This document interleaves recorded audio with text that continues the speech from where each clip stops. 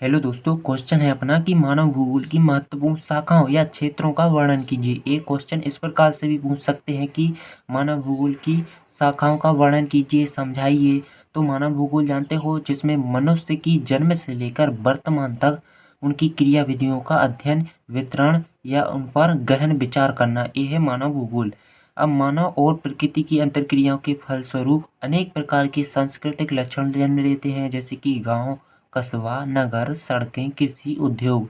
इनका मानव से गहन संबंध भी है कि नहीं, इनसे जुड़कर रहते हैं मानव, एक प्रकार से कहें तो। इन्हीं सभी लक्षणों की स्थिति तथा वितरण का अध्ययन करना मानव भूगोल में आता है। और मानव भूगोल की महत्वपूर्ण शाखाएं निम्न हैं। पहला है सामाजिक भूगोल। ये मानव भूगोल की पहली शाखा है। सामाजिक भूगोल मानव भूगोल की एक प्रमुख शाखा है। इसमें विभिन्न समूहों और उनके पर्यावरण के बीच संबंधों की समीक्षा की जाती है या अध्ययन किया जाता है। मानव भूगोल के प्रमुख उपक्षेत्रों में व्यवहारवादी भूगोल, सामाजिक भूगोल, लिंग भूगोल, सामाजिक कल्याण का भूगोल, आकाश का भूगोल, ऐतिहासिक भूगोल एवं चिकित्सा भूगोल आदि सम्मिलित हैं या इनका आदि से गहन संबंध है। तो नगरीय भूगोल, नगरीय भूगोल है जो भौगोलिक वातावरण से संदर्भ में नगरीय स्थानों का अध्ययन किया जाता है। नगरीय भूगोल में नगरीय स्थानों का अध्ययन किया जाता है। इसके साथ ही नगरों की उत्पत्ति, उनकी वृद्धि और विकास, उनके कार्यों, आर्थिक प्रक्रियाओं आदि सम्मिलित हैं। तो नगरीय भूगोल में नगरों की वृद्धि, विकास आदि पर गहन विचार, अध्ययन, विश्लेषण किया जाता है।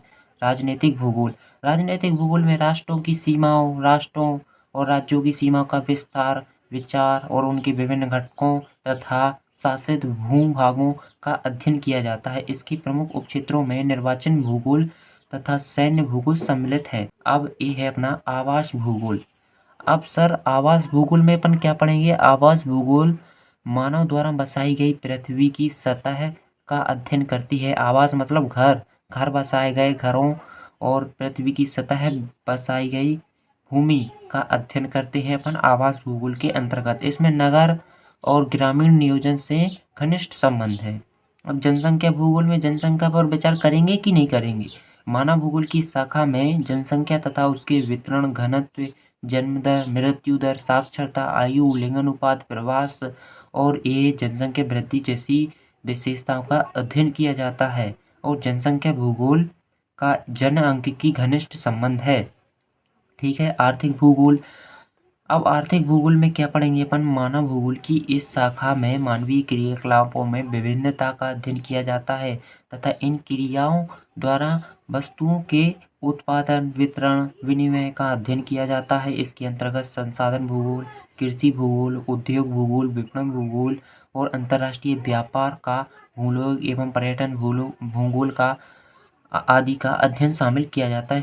ये वाला क्वेश्चन आपका समाप्त होता है और आपको जितना भी इसमें समझ आया है उतना लिखो, नंबर पूरे मिलेंगे।